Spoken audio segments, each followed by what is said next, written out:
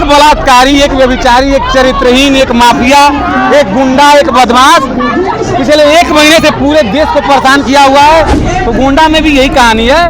वहाँ ये लोगों का दमन करके वहाँ से ये सत्ता में और सांसद है। अब की चुनाव में आप प्रत्याशी चुनिएगा, पार्टी मत चुनिएगा। जब जब हम पार्टी चुनेंगे तो ऐसे ऐसे दरिंदे चुन के आते रहेंगे। आमरण आंदोलन में अन्ना की जैसे आंदोलन बदल जाएगा और चूल्हे हिला देंगे इस सदन में बैठे हुए इन भेड़ियों की। गांधी ने कहा कि अगर अहिंसा के मार्ग पे आपकी हत्या भी हो जाती है तो स्वेच्छा वो जान देने के लिए तैयार थे। लोकतंत्र की हत्यारी सरकार है, आप समझिए, और इसमें 50% करप्ट और माफिया सरकार में चुन के गए हैं। शर्म करो, राम की तुलना तुम लोग राम राज्य की कर रहे हो। राम को बेचना बंद करो। जिस प्रकार से कांग्रेस ने गांधी को बेचा, उसी तरह से इन भाइयों ने विवेकानंद को और हिंदुत्व को बेच दिया है।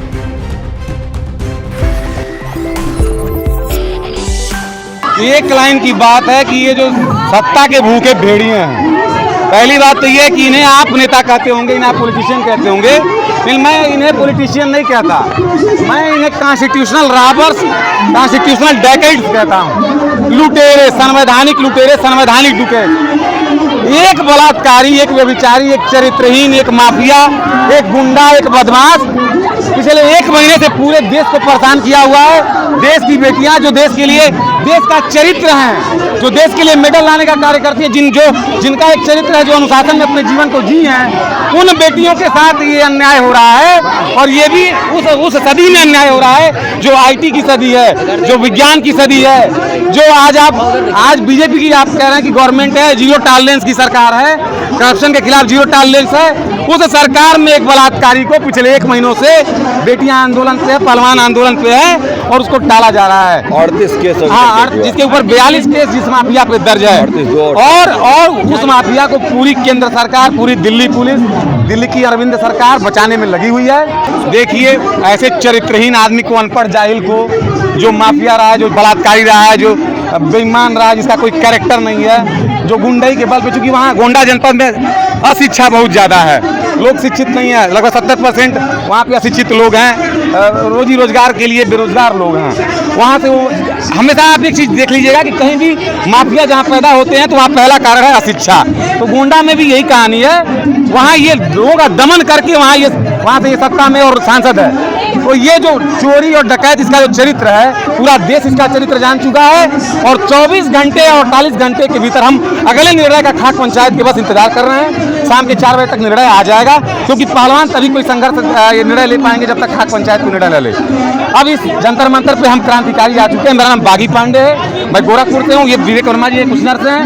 हमारे पूर्वांचल के गांधी गोरखपुर से डॉक्टर संपूर्णानंद मल जी भी आ चुके हैं। तमाम देश के नौजवान अब दिल्ली की तरफ कूच कर रहे हैं। 48 घंटे के भीतर अगर ये चोर, अगर ये भ्रष्टाचारी, बलात्कारी गिरफ्तार नहीं होता है तो ये आंदोलन उस तरह से खिंच जाएगा आगे।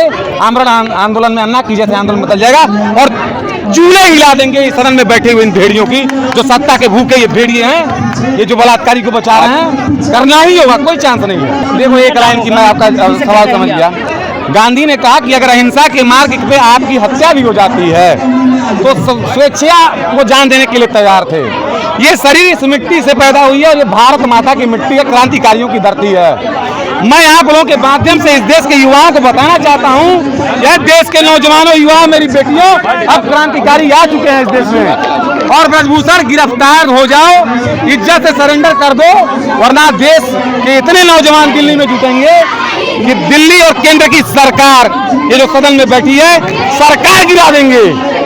दिल्ली में खड़े होने की जगह नहीं मिलेगी 24 घंटे के 48 घंटे के भीतर। वो कहानी होने जा रही है। ब्रिजभूषण शरण सिंह का तो दावा था कि अगर उन पे जो आरोप सिद्ध होता है तो वो फांसी पर लटक जाएंगे। अरे इतना अगर जिसके अंदर सत्य रहेगा तो उसका सामने आ जाएगा नार्को टैक्स का। आप एक चीज बताइए, 38 केस ऐसे ही नहीं दर्ज हो गए? कुछ तो सच्चाई होगी जो 38 केस दर्ज है, लेकिन आज तक उस पर कार्रवाई नहीं हुई। क्या संविधान आम जनता के लिए अलग है और नेताओं के लिए अलग है?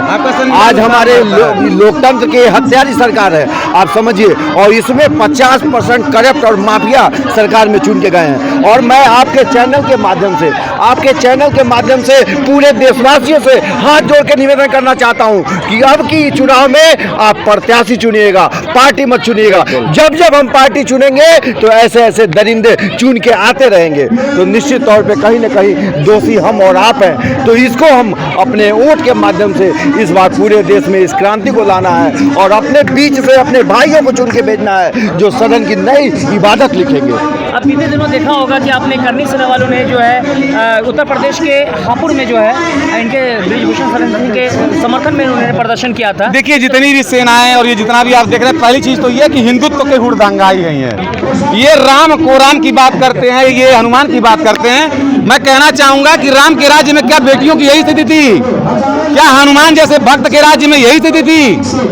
अरे चोरों, अरे बेईमानों, सत्ता के बेड़ियों, शर्म करो। राम की तुलना तुम लोग राम राज्य की कर रहे हो। राम को बेचना बंद करो। जिस प्रकार से कांग्रेस ने गांधी को बेचा, उसी तरह से इन भाजपाइयों ने विवेकानंद को और हिंदुत्व को बेच दिया है। और इन भाजपाइयों को और ज्यादा बर्दाश्त हम नहीं करेंगे। इनकी बैंड बजा देंगे अगर ब्रिजभूषण 24 घंटे के भीतर गिरफ्तार नहीं होते हैं। तो ये आंदोलन इस देश के पूरे एक एक बच्ची और एक एक बेटे और एक एक माँ बाप का आंदोलन होगा। दिल्ली की जनता भी देखेगी और पूरा देश देखेगा, पूरी दुनिया देखेगी कि इस देश में क्रांतिकारी अभी भी जिंदा है और चंद क्रांतिकारी इस सत्ता को जमीन में धूल चटाने का कार्य करेंगे। हमारे देश की समस्या जो है हिंदू राष्ट्र बनने में टिकी हुई है, क्या हिंदू अरे भाई साहब, हो जाएगी? कहाँ आप जा रहे हैं? आपके संविधान, ये आपको लगता है क्या कि हनुमान जी की झंडी से ये देश को चलाते हैं और राम जी के पत्थर से और शिव जी के पत्थर से?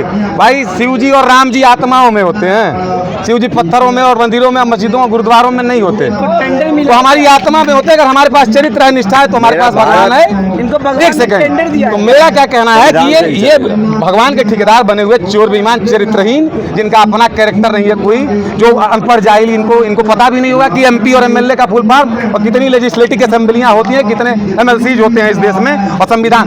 ये देश संविधान से चलता है। अभी सुप्रीम कोर्ट संविधान का प्रोटेक्टर बैठा हुआ है। अभी इन पहलवानों के साथ एक जज डीवाई चंद्रचूड़ आया है, तो ये हाल इनकी बैंड बजा दी पहलवान। अभी जहां हमारा संविधान उतर जाएगा तो इनकी तो पूरी बैंड ही बच जाएगी। ये सरकार, अगर ब्रिटेन की प्रधानमंत्री टेरेसा मे अगर इस्तीफा दे सकती है करप्शन के नाम पे, बोरिस जॉनसन दे सकता है, तो मुझे लगता है कि ऐसे झूठे प्रधानमंत्री को भी रहने का कोई अधिकार नहीं है। इस्तीफा देना चाहिए कि देश की बेटियां 30 दिन से बलात्कारी को गिरफ्तार कराने की लड़ाई लड़ रही के जस्ट बगल में हमारे देश के प्रधानमंत्री का विरोध कर रहे हैं, लेकिन मैं प्रधानमंत्री का विरोध नहीं कर रहा हूँ। के ऊपर काम में मैं उसी प्रधानमंत्री को मैंने भी वोट दिया है, मैंने भी सपोर्ट किया है और पूरा देश ब्लाइंड सपोर्ट रहा हूँ मैं जोगी का। यहाँ जोगी की तो बात ही नहीं है। बेटी बचाओ, लेकिन मुद्दा है, पढ़ाओ का झूठा अभियान। हमने तुम्हें इसलिए सत्ता नहीं दी थी कि तुम सत्ता को जाके बेचोगे और सत्ता हमारा खून चूसोगे। हम इसीलिए हैं संविधान के प्रोटेक्ट। भाई, डीवाई चंद्रचूड़ ने कहा था कि जितना एक जज का महत्व है, क्योंकि हमारे पास तो 20 साल लोग लड़ने के बाद सुप्रीम कोर्ट तक आते हैं और हम न्याय देते हैं, उससे ज्यादा रोल जर्नलिज्म का और पत्रकारों का है, क्योंकि पत्रकार ऑन द स्पॉट न्याय करता है। अरे आप पत्रकार हैं, मैं अगर सोशल वर्कर कहता हूं, मैं अगर लेखक, तो मेरा धर्म है ये कि मैं ऐसे सत्ता में भटके हुए प्रधानमंत्री, सोए हुए प्रधानमंत्री, सोई हुई दिल्ली की सरकार और सोई हुई दिल्ली पुलिस की बैंड बजा के जगा दूं। भगत सिंह ने कहा था कि बहरों को जगाने के लिए ऊंचे आवाज की जरूरत होती है, इसीलिए मैंने असेंबली में बम फेंका था और मैं आपको रिपीट कर रहा हूं, इसीलिए मेरी भी आवाज तेज है, क्योंकि इन बहरों को मैं जगाने आया हूं और जगा दूंगा। जहाँ तक आप राम मंदिर की बात करते हैं, अरे हमारी बेटियों का बलात्कार हो रहा है, मुझे गुस्सा नहीं आएगा। जहाँ तक राम मंदिर की बात करते हैं, ये 2024 सामने मिल जाए साफ कर दूंगा। खलीफा ऐसे दे दी, अहिंसा के रास्ते से, अहिंसा के मार्ग पे चल के सामने मिल जाए तो हिसाब कर दूंगा, एकदम कर दूंगा, आंदोलन करके कर दूंगा। आप सत्ता के खिलाफ बोल रहे हैं, आपको भी डिटेन कर लिया जाएगा। अरे भाई, ऑलरेडी मेरा लेके चलो भैया, लगा हुआ है, लेके चलो ना। ऑलरेडी पूरे देश की एजेंसियां मुझे जानती है कि मेरा नाम बागी पांडे है। मैं गोरखपुर से आया हूँ, मेरा नाम क्रांतिकारी अंशुमान उर्फ बागी पांडे है, तो मुझे डिटेन करने की बात नहीं है। आपके देश की सत्ता भी जानी, डीजीपी भी जान रहा है, आपका दिल्ली का डी भी जाना है, इंटेलिजेंस, तो ये कोई नई बात नहीं है। इनकलाब जिंदाबाद, देश की बेटियां को ना दो।